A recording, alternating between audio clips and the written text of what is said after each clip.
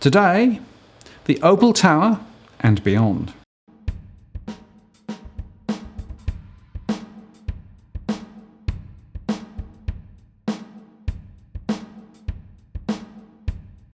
Hello again, it's Martin North from Digital Finance Analytics. Welcome to our latest post covering finance and property news with a distinctly Australian flavour.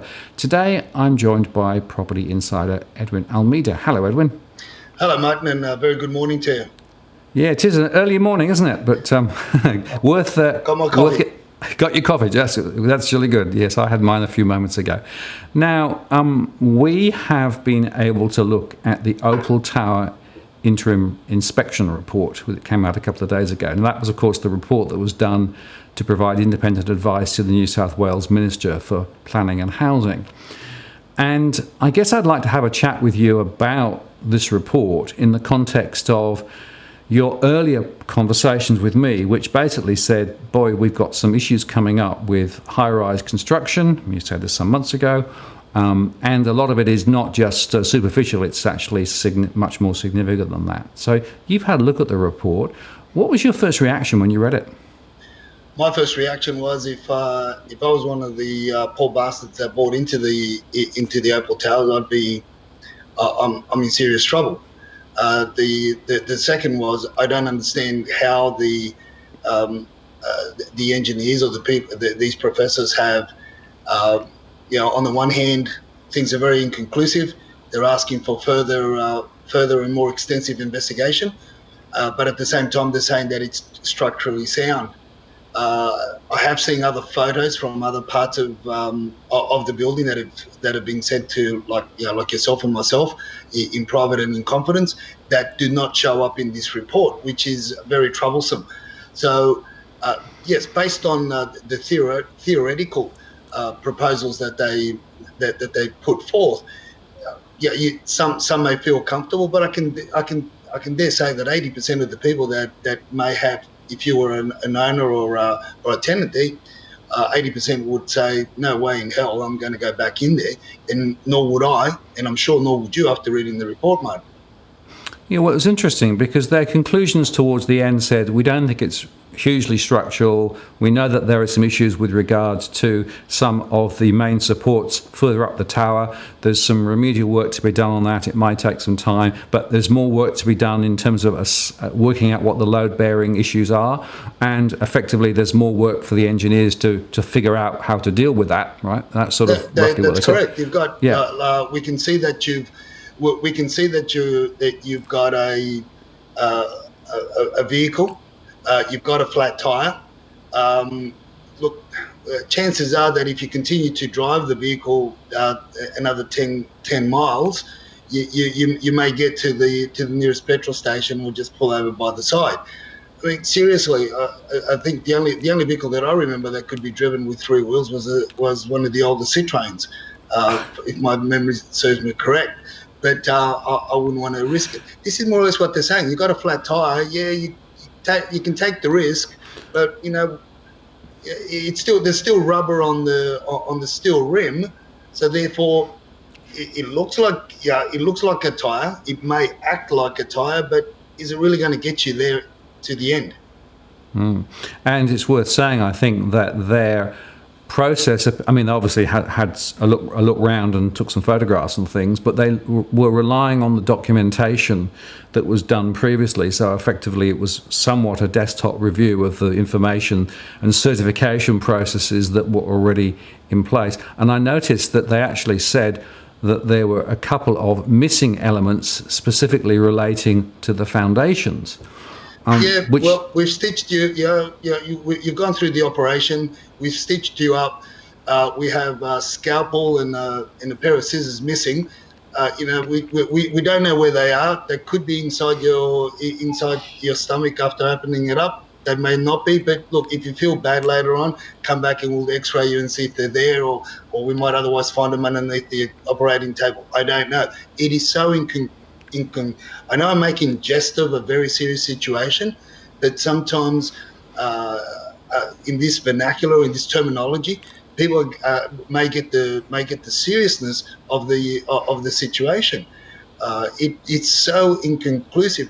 And going to the element of relying on the documentation, what about yesterday's report? I don't know if you saw that in one of the news publications, that they're actually, the builders themselves have identified over 100 units that need remediation work. Over 100, Martin, and this was leaked by one of the tenants that had gone back in there to basically get his possessions because he's out of there, and that was leaked to the media. So what else have they not shown the engineers? And what other, and as I said all along, what other things have the powers to be, the certifiers, the engineers themselves that periodically come and go and look at this? What haven't they seen? What have they seen? And more importantly, what haven't they seen?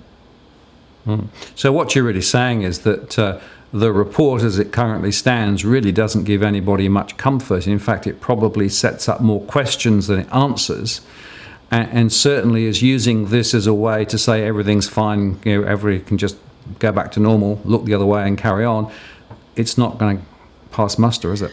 No, but it's not, and there are some troublesome things that in the report straight off. I mean, you've got reinforcement bars that clearly show that they're only 20 millimeters thick when they should be 28 millimeters thick.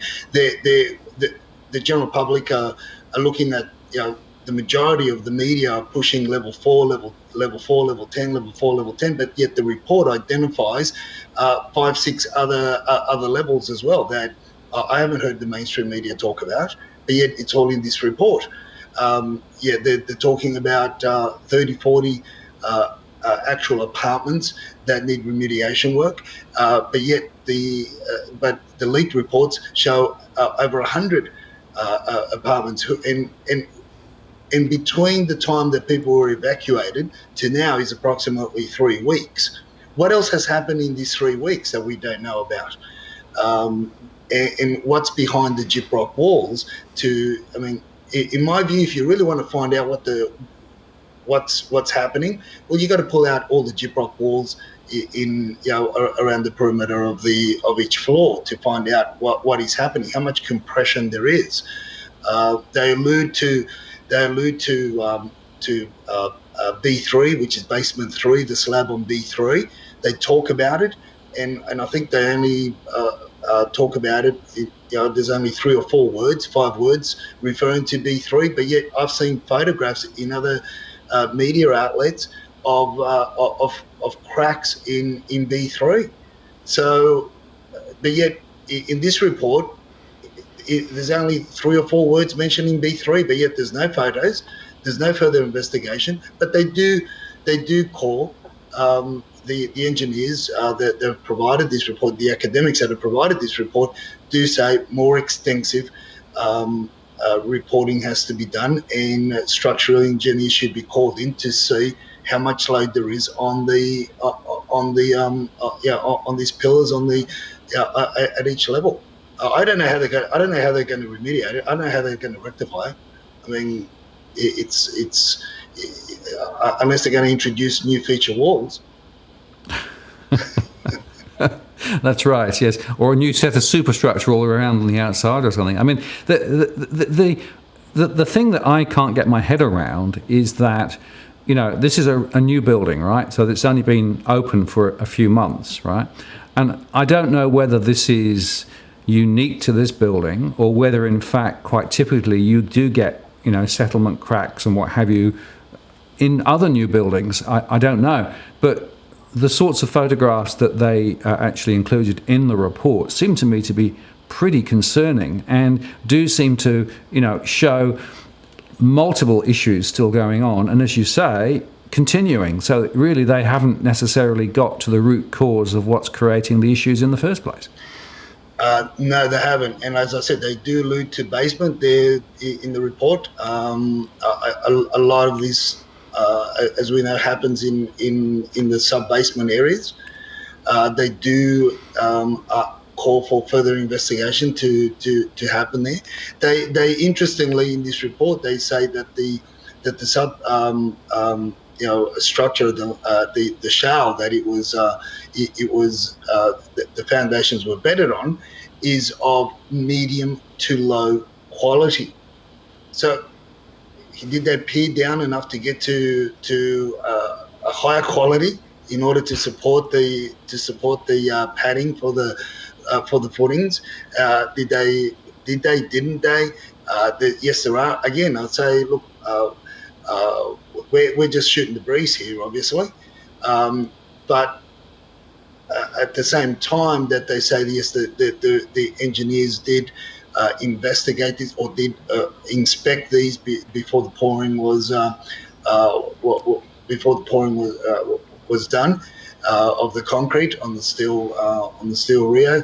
They say that the pits were inspected, however, some weren't, and that's very clear. So that in itself should send alarm bells ringing when even from a compliance point of view, you are talking about a structure that effectively comprises 36 levels, almost 36 slabs, 3 transfer slabs, and then there's basement, the slabs in the basement in the 3 levels of basement. So effectively, they've pushed the height restriction by, my understanding is, by approximately 17 metres because of the design, and the state government have allowed, the state planning bodies have allowed this structure to be 17 metres higher. On a low to medium quality sub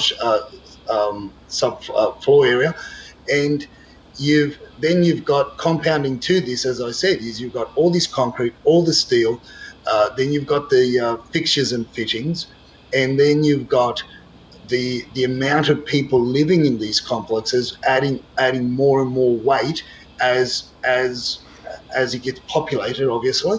So you've got 360 apartments or so, commercial, a level of commercial. You've got all your vehicles in your parking areas. That is all adding weight. So obviously this has got to settle on something. The building has got to settle and find its final resting spot. But my issue around this is, Martin, is you've got seepage. You've got to look at the historical aspect of what it was built on, and all that, as I said, all that toxic substances that have been buried in that site and around the Homebush Bay precinct for decades, stemming back to 60, 70, 80 years. My understanding, my recollection, and my readings from many years, from 20 years back, there was some industries there that were manufacturing napalm, for crying out loud. I mean, that's a level of toxicity, the toxic substances that have been buried in there. So all that obviously is going to be mixed, has contaminated the land because of the water seepage from the water table. And so we don't know how much that's also affected the substructure, the shale, how brittle that has become over, as I said, over decades. So you've got a lot of weight on this footprint. That's in my opinion is dubious. I would have thought that the powers to be would have said anything below 100% is not acceptable. That's my how much value do you put on a life? Mm-hmm. What does it need to get to before we before the demolition commences? Do we have to lose somebody? How much remediation can you really do to a building when there's a lot of smoke and mirrors? Because we don't know the full extent, and even this report says that more extensive reporting has to be done. Yeah, so the point there is that the report really asks more questions than it answers. So although it was tried to be positioned as a a report that is meant to provide, if you like, comfort and assurance to the community and to occupants. In fact, my reading is it raises a whole bunch of additional questions. It doesn't answer the more fundamental questions, and essentially, therefore, there is no short-term fix path that could possibly be extrapolated from the information in the report. Yeah, exactly. And look, if you're given a notepad and a pen and a camera, well, what you're going to report is based on what you see, what you smell, what you feel. True. And so I'm not saying the report is wrong, but it's a report based on the documentation that's been provided, a report based on what they've seen, and they're making assumptions which are very inconclusive. They themselves use the reporters themselves use very elusive terms. So they're just signing off on a report based on a visual observation and readings from historical references made from historical reporting as the construction commenced and concluded. So there are a lot of questions. Interestingly, Martin, this morning I was reading an article. Maitland have now identified something like 18 projects, including a stadium, that use similar methods of construction as Opal Tower, and they found that the panelling is substandard, and it's another time bomb. They're all time bombs waiting to go off. So this isn't just this whole can of worms that are being opened. It's Australia wide. Yeah, so that's really the point, isn't it? So on one hand, you can say that the specific issues relating to the Opal Tower have not been in any way answered by the report that's been published. But we can also say that from our earlier conversations, we know that things like the self-certification and the relationship between the certifiers and the builders and all that sort of stuff, and the fact that in some cases builders emerge, construct and then disappear again, all of that exists. So you have to start from the assumption that there are other buildings in other locations that may have somewhat similar issues. And then, of course, we already know, because there's more information out there, that it's already been reported that there are other buildings with problems. So this is not just a uniquely Opal Tower issue. And that then takes us to a conversation about, so how should the planning, construction, certification and build and sign off work, because currently those systems don't seem to be effective. No, it is a major problem. It's not an easy problem to fix, and it won't be fixed straight away. Obviously, a lot more tightening restrictions have been put in place to an extent, but again, from my understanding, and is that they're going to basically do spot checks on 30% of dwellings. I mean, seriously, is that how much we value human life? That's just insane. So I guess, Edwin, standing back slightly, do you think we need something much more serious? I mean, I'm thinking, is this Royal Commission territory to really get to the bottom of the issues in the construction sector? Oh, definitely. Look, Martin, as I've said, and I've danced around different, when we've had these discussions, but yet a lot of your followers, most are very, very smart, and they can read between the lines. And that is, there is a lot of corruption that's been going on through the many lobby groups, through the council, through the with developers and the like. And this is bigger than Ben-Hur, you could say. It's massive. I mean, how far do you take it? How far do you take it back? As before, a lot of these sites were were constructed around roads, around those areas, Meadowbank and the like. There were there were contracts of sale for the land that contained contamination reports that were 2-3 inches thick in comparison to the contract of sale of land. And during the early 2000s, pre-2000, early 2000s, a lot of those contamination reports disappeared, mysteriously disappeared, and it's a sham. And look, it's a major inquiry needs to happen in the real estate, in the building and construction industry. But interestingly enough, karma's a bitch, as they say. And look, I've been reading that also that in terms of external insolvency in 2018, close to 1,400 building companies have gone broke. The year prior to that, 1,600 building companies have gone broke. Now, I use the term "karma's a bitch" loosely.